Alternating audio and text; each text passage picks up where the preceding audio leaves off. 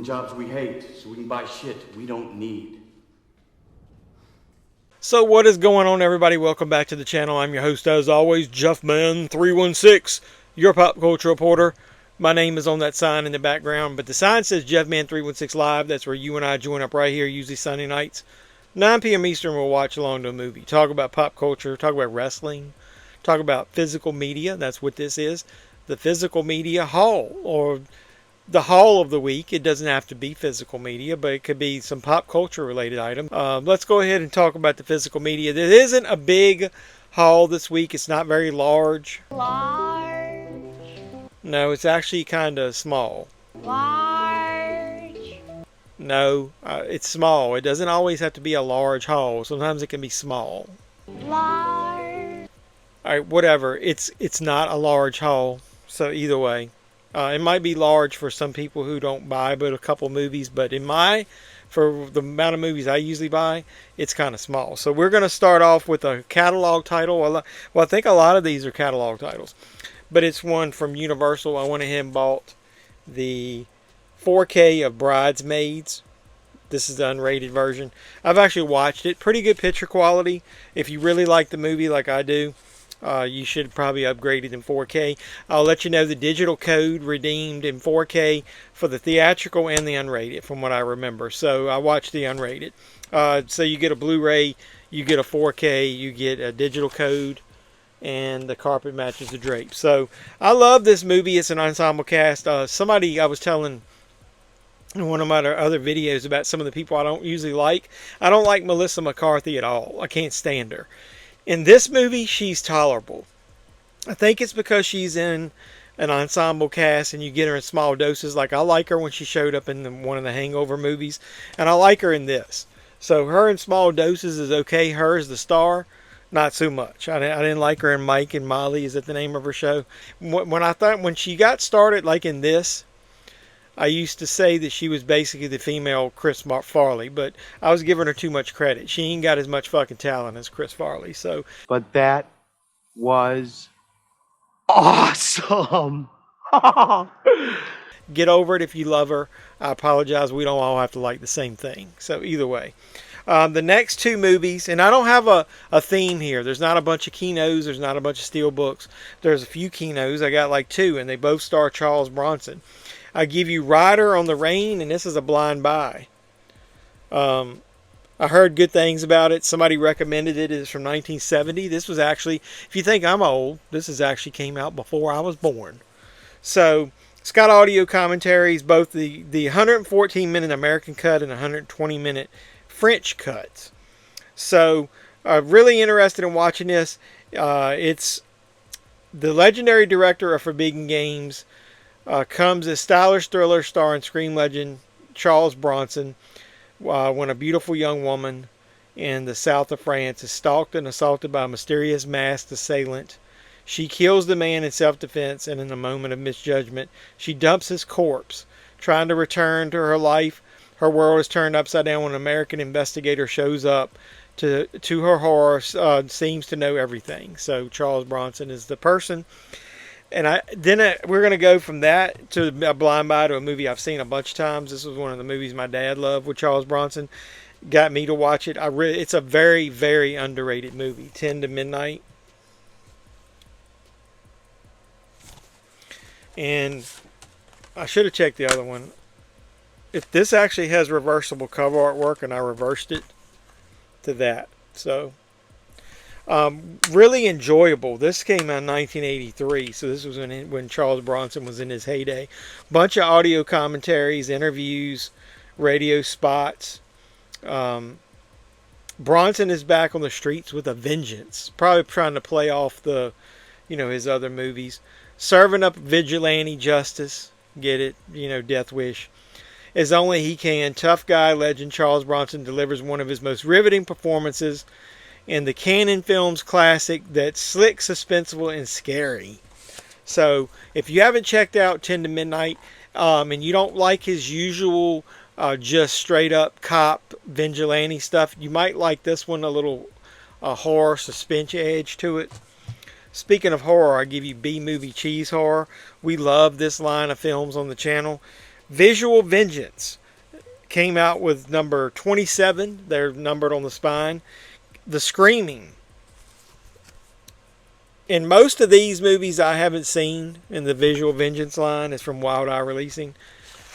The carpet doesn't usually match the drapes with their stuff because they release usually not one, not two, but sometimes three.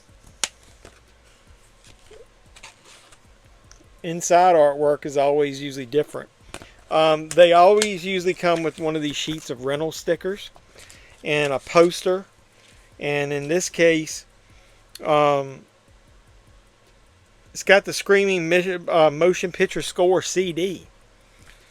And then they usually give you one of the posters, which is the new artwork. So, or the newest artwork, I would think. So that's kind of cool.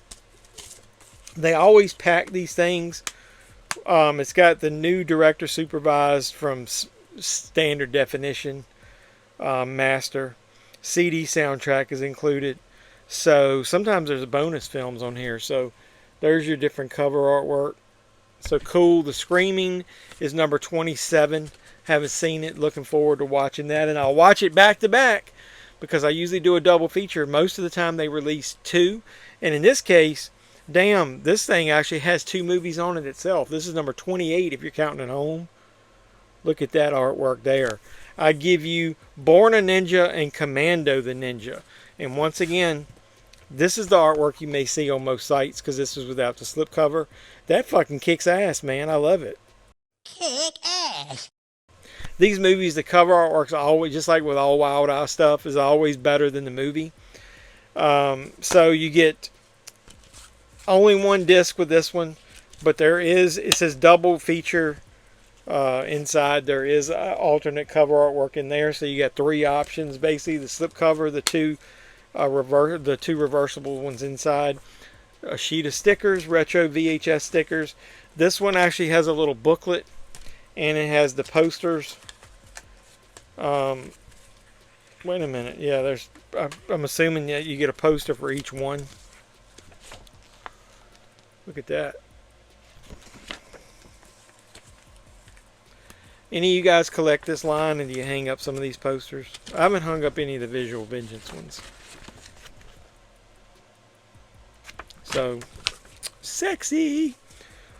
They pack a punch with these releases, man. They try to put as much in it with the B-movie cheese brimming out of the top. Just oozing cheese, oozing cheese. I hanker for a hunk of cheese. Yeah, I'm hankering for a hunk of Visual Vengeance cheese. So we got two of those. All right. So I've got a Region B movie that I got from 88 Films of a movie that I really love, Rounders. The presentation of this is awesome. Really hard protective case. Inside is a Blu-ray. It's Region B. There's your standard artwork on it. It has the artwork that matches the cover on the inside. I love this movie. It stars Matt Damon and Edward Norton. And I'll just go ahead and tell you, I wasn't an uber fan of Matt Damon when he first started. This is around the time that I really started liking him. When he separated himself totally from Ben Affleck, he was also starring in movies like this with a little edge to him. He showed his acting chops. I don't like Edward Norton at all. I didn't like him as the Hulk. I didn't like him in, was it Manhunter? Is that the one he was in, or is it called Red Dragon? I can't remember which one he was in. Manhunter was the original, right? Red Dragon was the remake. I just have never liked him as an actor. I thought he was like pretty much a douchebag in most roles, and maybe that's why. He's an ultimate douchebag in this, but he plays it to perfection. The two of them bounce off each other. You're going to love to hate him in this movie. But it's got John Malkovich in a very unique role. I think he's got a Russian accent, so it's funny. Martin Landau's got a bit part in it. This Gretchen Mall's in it. This movie is awesome. If you like poker, dramas about that type of thing. It's almost like The Hustler. If The Hustler was a movie about, the old movie about playing cards. So check out Rounders. The next two movies I've never seen either, but I had to get them for the main reason that I didn't know they were directed by Ty West when they first came out. So I went back and picked up a couple of Vinegar Syndrome titles that came out previously. Trigger Man is one of them. Look at those teeth. Pretty boring cover of the artwork there. It's only 80 minutes. Commentary by Ty West is on there. 2 commentary tracks, behind the scenes theatrical trailer, the historic story inspired by true events. But yeah, I didn't know that this was directed by Ty West. And what year did this come out? 2006. And then the other one is called The Roost, and it came out in 2005. So this one would have been first. That artwork is awesome there. Look at the back.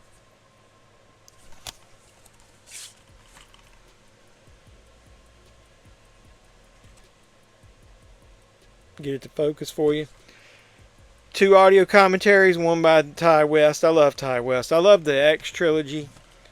I'm one of the people in the minority that think that I like it in the order of X, Maxine, Pearl. I think Mia Goth's performance in Pearl is amazing, but I just don't like the movie as far as the plot, and it just is not enough there for me as far as it's not horror. I wanted a horror movie. It just wasn't enough. It was good, and I know her performance is outstanding, but most people think that's the best one of the trilogy, but that's fine. You'll find out that I'm usually the anti-establishment on a lot of my picks. This one, if you're a wrestling fan, you need to pick this up. Excellent documentary produced by RVD. Sabu. I love it. Homicidal, suicidal, genocidal, death-defying Sabu. Even the back cover is awesome. I think I like it better than the front. And then that artwork is awesome too.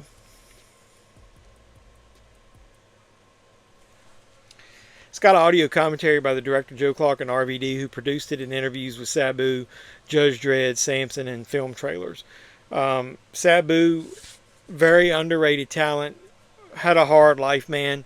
If you like Sabu, you like ECW, you like wrestling, you should pick up that right there. The last 2 are 4K Steelbooks. I ended up liking the artwork on this one better than what we got in the US, so I picked up the foreign release of Alien Romulus. Let me get this out of this plastic so you can see it. It's got more than a J card. It's got almost like what? It's one of those ones I love if you're going to have a J card where it slides down into it to protect it. This artwork is freaking awesome. And so is the back. So inside you get the 4K and the Blu-ray, and I'm pretty sure the Blu-ray is going to be region coded. It doesn't say on the back, but it doesn't matter. I got it for the 4K anyway. It's got some debossing because that's sunk down into the frame. So I really love the artwork on that. Alien Romulus, I've liked the movie more the couple times that I've watched it. I think it doesn't get enough recognition. I probably like it better than Covenant. Probably like it better than... I guess I like it. I'm pretty sure, probably like it better than Prometheus. I'm not sure. I might need to watch it again before I get into that. And the last but not least is the movie that everybody got. And I didn't even look at reviews. I read a couple of things of what other people said. I found this movie to have some issues, and so I dug into that once I saw it and had issues and wanted to see was I the only one, and I'm not. So I give you obviously Fight Club. As far as it's got a J card on it. As far as artwork wise, it's one of the best Steelbooks that's been out in a while. I'll just go ahead and show you this way. I love it. The artwork, I like the inside. It's okay. So you get the digital, you get the 4K, and you get the Blu-ray. Now the reason I say that I've got problems is the movie in certain scenes, I know 4Ks are mostly dark, but I've got my TV set to where I like it, and it still was dark for me. And then I found that it didn't have as much grain. It looked like it had been cleaned up a lot, so it didn't feel as gritty and grimy as it usually does. And then I looked at some scenes, and the one in particular that I had a problem with, other people did too. It was when he was talking to Helen Bonham Carter, and they showed her face, and it almost looks like he cleaned it up too much, and where she looked, I don't want to say prettier, but I don't know if a better word to use than that. And then also I found that they're in that same scene, there's a bottle of pills on the counter, that he changed the milligrams on it and made it less, so it didn't seem like she was taking that many drugs. Why do you gotta George Lucas your fucking movie when it was already pretty much perfect as the way it was? I know it's the director, and it means a little more if the director's changing it from the way he wants it versus the studio forcing him to change it. But I'm a purist.